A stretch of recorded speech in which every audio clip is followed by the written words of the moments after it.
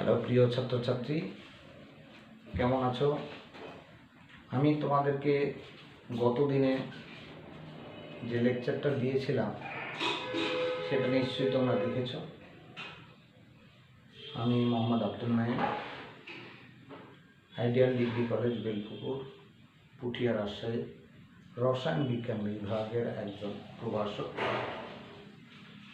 আমি এই রসায়ন দ্বিতীয় পত্রের লেকচার দিয়েছি এর আগে 2 নম্বর অধ্যায় গুণগত রসায়নের 2টি লেকচার দিয়েছিলাম। সেই অধ্যায়টাকে আমি 4টি অংশে গতদিন ভাগ করেছিলাম।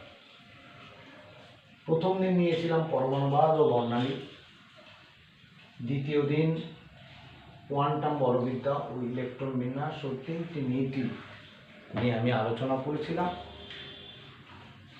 আজকে আমি তোমাদেরকে যে লেকচারটি দিতে যাচ্ছি, এই অধ্যায়ে বোর্ডে আসা এই অংশটি সবসময় প্রতি বছরই দেখা গেছে, অতীতের সমস্ত সালে বোর্ডে এই অংশটা থেকে কোশ্চেন হয়েছে। তো তোমরা তাই এই অংশটাকে খুব গুরুত্ব দিয়ে পড়বা। তা আমি আজকে এই অংশটাই আলোচনা করি। সেই অংশটা হচ্ছে দ্রাব্যতা, দ্রাব্যতা গুণফল ও আয়নিক গুণফল। এটির ম্যাথমেটিক্যাল অংশ আছে, এর অঙ্কগুলো একটা করতে হবে। অবশ্যই তোমরা খুব গুরুত্ব সহকারে ক্লাসটি শোনো এবং এটি সঠিকভাবে চর্চা করবে বলে আমি আশা প্রকাশ করি। তো আমরা আজকে ক্লাসটা শুরু করি এভাবে যে আগের অংশগুলো, যেমন এটা হয়ে গেছে আমাদের, মুছে দিলাম আমি বোর্ড থেকে, এটাও হয়ে গেছে আমাদের। তৃতীয় অংশ আজকে আমরা শুরু করতে যাচ্ছি। চতুর্থটা ইনশাআল্লাহ আগামী দিন ক্লাসেই তোমরা চতুর্থ অংশটাও, আমি ব্যবহারিক অংশটাও পড়াবো। তবে আজকের অংশটাই এই চ্যাপ্টারের মধ্যে সবচেয়ে গুরুত্বপূর্ণ। যারা পরীক্ষার্থী আসো, তোমরা এইচএসসি পরীক্ষার্থী, তারা সবাই আজকে এই অংশটাকে গুরুত্ব দিয়ে পড়বা। আমি আশা রাখি তোমরা এখান থেকে একটি কোশ্চেন পেয়ে যাবে। তো প্রথমে আমরা আসি দ্রাব্যতা কাকে বলে। দ্রাব্যতা বলার আগে আমাদের একটি জিনিস মনে রাখতে হবে, সেটা হচ্ছে দ্রবণ। যেটা আমরা সবাই শুনি, দ্রবণ ইকুয়াল টু দ্রব প্লাস দ্রাবক। দ্রবণ কি? শরবতের দ্রব, শরবত, সেটা লেবুর হোক, চিনির হোক, চিনির শরবত। তাহলে দ্রবটা এখানে হচ্ছে চিনি, দ্রাবকটা হচ্ছে পানি, আর দ্রবণটার নাম হচ্ছে চিনির শরবত। এখন এই জিনিসটা বোঝার জন্য আমাদের একটি জিনিসকে খেয়াল রাখতে হবে, সেটা হচ্ছে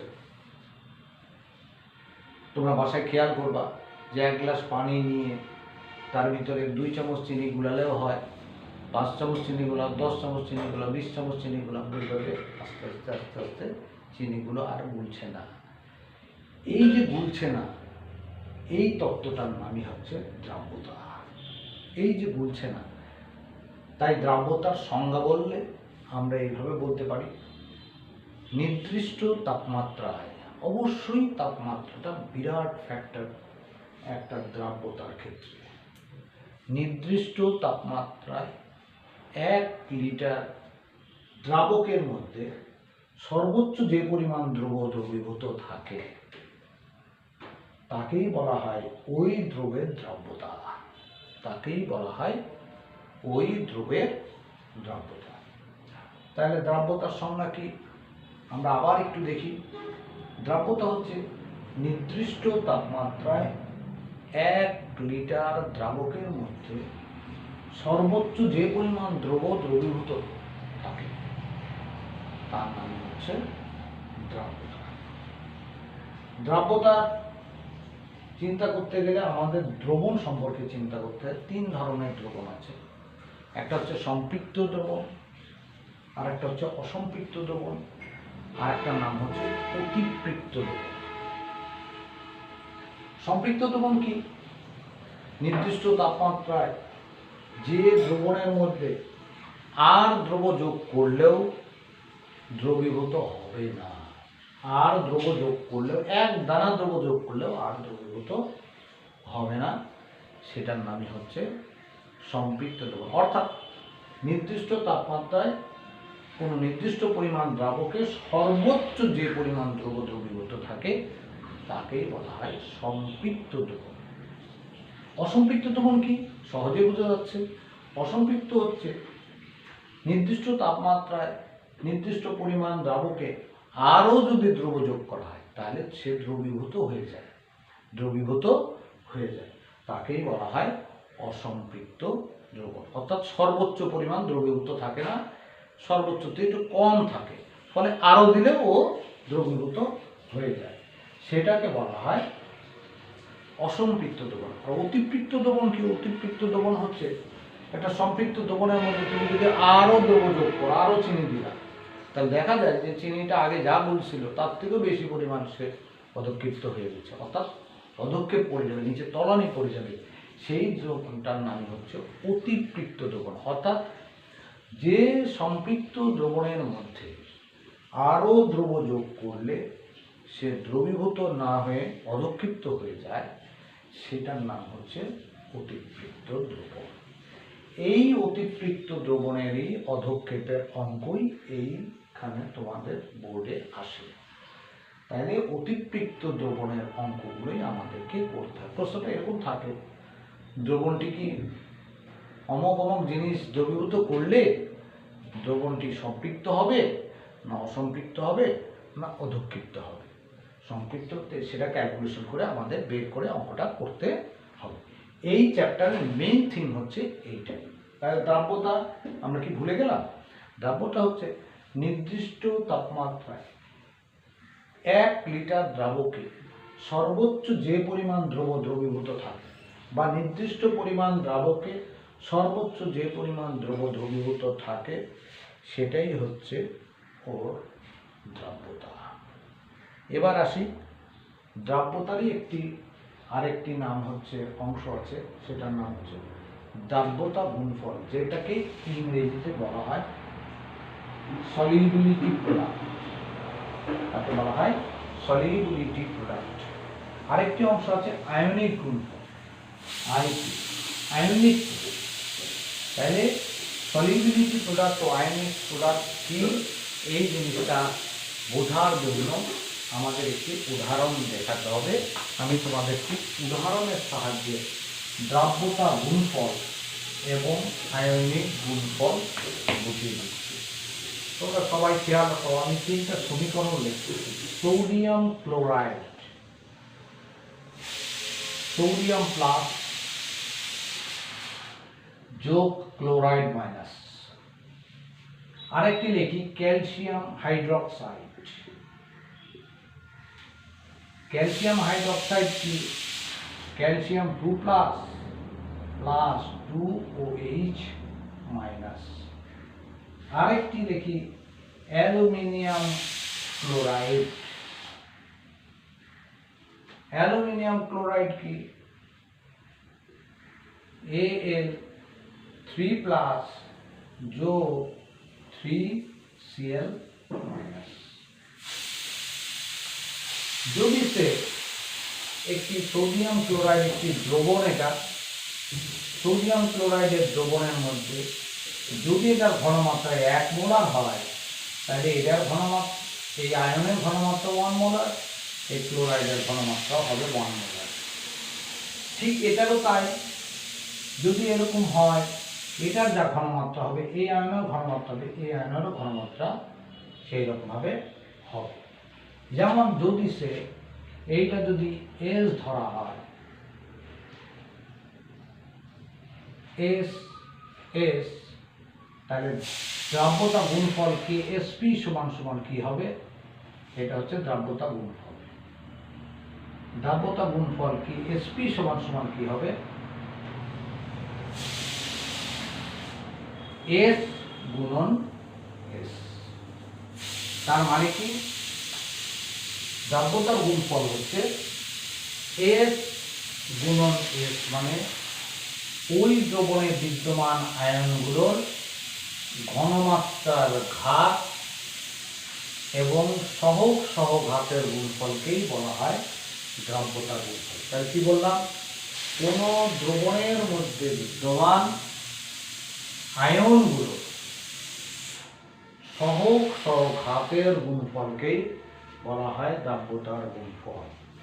যদি দ্বিতীয়টা চিন্তা করো কেএসপি, তাহলে এটাকে আমরা দ্রাব্যতার গুণফলকে আমরা কেএসপি বলি, আয়নিক গুণফল আমি পরে পড়াচ্ছি কে আইপি বলি। তাহলে এটার কেএসপি কি হবে, এটার কেএসপি হবে সহগ সহঘাতের গুণফল। তাহলে এর হচ্ছে এস যদি হয়, তাহলে এটা 2s, আর এটা হচ্ছে এস, তাহলে এটা হবে সহগ সহগ আর ঘাত, তার মানে এটা হবে 4s। নিচেরটা তদ্রূপ কেমন হবে আমরা সহজে দেখতে পাচ্ছি, কে এস পি সমান সমান এস, এটা হচ্ছে 3s। তাহলে এটা কি হবে, সহগ সহঘাত, সহগ এটা ঘাত 1 সহগ 1 গুণন এটার সহগ দ্রাব্যতা সহগের ঘাত এই। তাই কি দাঁড়াবে, এটা বলো, এটা কি দাঁড়াবে, তাহলে 3 নং 27 s⁴। এটার নামই হচ্ছে দ্রাব্যতার গুণফল, এটার নামই হচ্ছে দ্রাব্যতার গুণফল। তাহলে প্রথমে আমরা পড়েছি দ্রাব্যতা কাকে বলে, একটি নির্দিষ্ট তাপমাত্রায় 1 লিটার দ্রাবকে সর্বোচ্চ যে পরিমাণ দ্রবীভূত থাকে তাকেই বলা হয় দ্রাব্যতা। ওই দ্রবের দ্রাব্যতার গুণফল কি, দ্রাব্যতার গুণফল হচ্ছে কোন দ্রবণের মধ্যে তার আয়নগুলো সহগ সহঘাতের গুণফল, সহগ দ্রাব্যতার সহগ সহঘাতের গুণফলকেই বলা হয় দ্রাব্যতার সহগ সহঘাতের গুণফলকেই বলা হয় দ্রাব্যতার গুণফল, আর বলা হয় দ্রাব্যতার গুণফল। এখন কিছু অঙ্ক দেওয়া থাকে, দ্রাব্যতা দেওয়া থাকে, দ্রাব্যতা গুণফল নির্ণয় করতে হয়। তাহলে দ্রাব্যতা দেওয়া আছে, দ্রাব্যতার গুণফল সহজেই আমরা এখান থেকে নির্ণয় করতে পারি। কেমন, যদি এটাকে ক্যালকুলেশন করা হয় তাহলে আমরা সহজে দেখতে পারি, এটা এইভাবে লেখা যায়। তাহলে দ্রাব্যতার গুণফল নির্ণয় করতে, তাহলে এখানে দ্রাব্যতার মান দেওয়া আছে 0.0 মোলার, 0.01 মোলার, 0.01 মোলার হয়ে গেল। তাহলে দ্রাব্যতার গুণফল কি, এটি তো গুণ করে পরে সহজেই তুমি দ্রাব্যতা দেওয়া থাকলে দ্রাব্যতার গুণফল নির্ণয় করতে পারবে। আবার দ্রাব্যতার গুণফলের মান দেওয়া আছে, দ্রাব্যতা নির্ণয় করা যায় উল্টা ভাবে। কেমন, তাহলে দ্রাব্যতা এস সমান সমান লেখা যায় কি √K/SP। তাহলে দুই টাইপের অঙ্ক থাকে, এক হচ্ছে দ্রাব্যতার মান দেওয়া আছে, দ্রাব্যতার গুণফল নির্ণয় করতে হয়। আবার কখনো কখনো দ্রাব্যতার গুণফল দেওয়া থাকে, দ্রাব্যতার মান নির্ণয় করতে হয়। এইভাবে আমরা সেটা নির্ণয় করি। এটা সাধারণত গ নম্বর প্রশ্নে দ্রাব্যতা নির্ণয় বা দ্রাব্যতা গুণফল নির্ণয় গ নম্বর প্রশ্নে এসে থাকে। আমাদের প্রয়োগমূলক কোশ্চিনে সাধারণত এটা থাকে। উচ্চতর প্রয়োগমূলক কোশ্চিন আসার পরে উচ্চতর দক্ষতার স্তরে আসে যে অমুক দ্রবণের সাথে মিশালে অযৌক্তিক হবে না হবে না, এটাই সবচেয়ে বেশি আসে, এটা ঘতে থাকে। এটা হচ্ছে উচ্চতর দক্ষতার স্তর। ওটা আসলে পরে অবশ্যই দেখবা যে তোমার কোশ্চিনে ওই জায়গায় অবশ্যই দ্রাব্যতার গুণফলের মানটা দেওয়া থাকবে। কোশ্চিনে তোমাকে আয়নিক গুণফলের মানটা বের করতে হবে। আয়নিক গুণফলের মানটা কিভাবে বের করতে হয়, তাহলে আমরা দ্রাব্যতার গুণফল বললাম সহগ সহ ঘাতের গুণফল, আয়নগুলোর সহগ সহ ঘাতের গুণফল এই বলা হয় দ্রাব্যতার গুণফল। কিন্তু এইটারই যদি আয়নিক গুণফল বলা হয় তাহলে কে আইপি সমান সমান, এই প্রশ্নের ক্ষেত্রে কে আইপি সমান সমান এটা সহগ হবে না, শুধু ঘাতের গুণফল, যেমন এস গুণন এস স্কয়ার সহগ বা, তাহলে শুধু ঘাতের গুণফল, আয়নগুলোর দ্রাব্যতার ঘাতের গুণফলকে বলা হয় আয়নিক প্রোডাক্ট বা আয়নিক গুণফল। যেমন এটার যদি হয় তাহলে এটা কি করবা তোমরা, এটার হচ্ছে এস গুণন এস কিউ, সহগটা বাদ যাবে। তাহলে আমরা আয়নিক গুণফল শিখলাম। আয়নিক গুণফলই তোমার কোশ্চিনের এইরকম ভাবে পাত্র দেওয়া থাকবে তিনটা, এক এ পাত্র, আরেকটি দেওয়া থাকবে বি পাত্র, আরেকটি পাত্রে দেওয়া থাকবে এ প্লাস বি, অর্থাৎ এ পাত্র বি পাত্রকে একত্রিত করলে, এ পাত্র বি পাত্রকে একত্রিত করলে পরে এইটা পদক্ষিপ্ত হবে না হবে, অর্থাৎ এ পাত্র বি পাত্রকে যদি একত্রিত করা হয় পদক্ষেপ করবে না করবে না, পদক্ষেপ করবে না করবে না। তো পদক্ষেপ করবে না করবে না, পড়বে বা পড়বে না বলতে কি বোঝাবো, কিভাবে বুঝতে পারবো আমরা? আমরা মনে রাখবো যে এই এ প্লাস বি যে যৌগটা উৎপন্ন হবে তার অবশ্যই দ্রাব্যতার গুণফলের মান দেওয়া থাকবে। তাহলে তোমার কোশ্চিনে যে দ্রাব্যতার গুণফল যে যৌগের দেওয়া থাকবে তার আয়নিক গুণফলের মানটা তুমি বের করবে, তোমার কোনো কাজ নেই। অনেকেই কনফিউশনে পড়ে যায় যে কোনটার আয়নিক গুণফল বের করবে।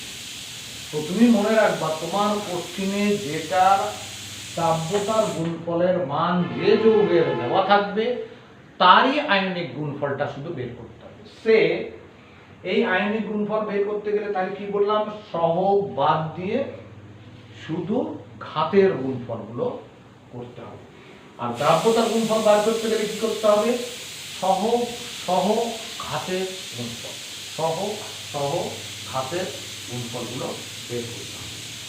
যদি তুমি দেখো যে কে এসপি গ্রেটার দেন কে আইপি গ্রেটার দেন কে এসপি হয় তাহলে পদক্ষেপ পড়বে পড়বে। আর যদি দেখো কে আইপি সমান সমান কে এসপি হয়ে যায়, একই সমান মান হয়ে যায়, কে এসপি মান তো কোশ্চেনে দেওয়াই আছে, কে আইপি মানটা বের করে যদি দেখো দুটোর মান সমান হয় তাহলে বলবো এটা সম্পৃক্ত দ্রবণ হবে, সম্পৃক্ত দ্রবণ। আর যদি দেখো কে আইপি লেস দেন কে এসপি হয় তাহলে এটা হবে অসম্পৃক্ত দ্রবণ। তাহলে প্রথমটা হচ্ছে কে আইপি গ্রেটার দেন কে এসপি, তাহলে এটা হবে অতিপৃক্ত দ্রবণ। আর কে আইপি সমান সমান কে এসপি হলে এটা হচ্ছে সম্পৃক্ত দ্রবণ। আর কে আইপি লেস দেন কে এসপি হলে পরে অসম্পৃক্ত দ্রবণ হবে। এইভাবেই অঙ্কগুলো করতে হবে। তাহলে আজকের ক্লাসে আমাদের মেইন জিস্ট কি, মনে রাখবা রসায়ন প্রথম পত্রের দ্বিতীয় অধ্যায় যার নাম গুণগত রসায়ন, তার সবচেয়ে ইম্পর্টেন্ট পরীক্ষায় আসার মতো ক্লাস হচ্ছে আজকের ক্লাস, যেটা দ্রাব্যতা কাকে বলে, দ্রাব্যতার গুণফল নির্ণয় বা দ্রাব্যতা নির্ণয়ের অঙ্ক গতে আসে।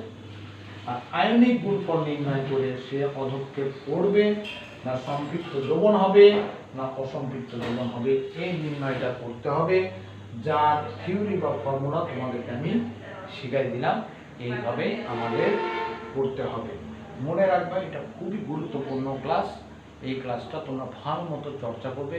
বইয়ে বিভিন্ন উদাহরণ দেওয়া আছে, বিভিন্ন রকম অনুশীলনীতে কোশ্চিন আছে, সেই শিক্ষার্থীর কাজ আছে, সেই শিক্ষার্থীর কাজগুলো এই সিস্টেম অনুযায়ী তুমি করবা।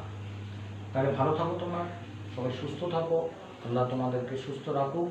পাশাপাশি তোমরা প্রতিটা দিনের মতোই আমি আবার বলছি, সবাই মাস্ক ব্যবহার করবে এবং সামাজিক দূরত্ব বজায় রাখবে।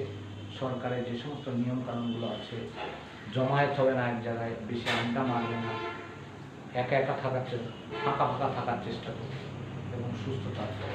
মনে রাখবা, এইটা সমাজকে যেরকম রক্ষা করবে, দেশকে সেরকম রক্ষা করবে, পাশাপাশি মানুষকে তো অবশ্যই রক্ষা করবে। আমরা এই জিনিসগুলো মেনে চলি, সবাই ভালো থাকি এবং সবাই সবার জন্য দোয়া করি। আল্লাহ হাফেজ। Thank you very much.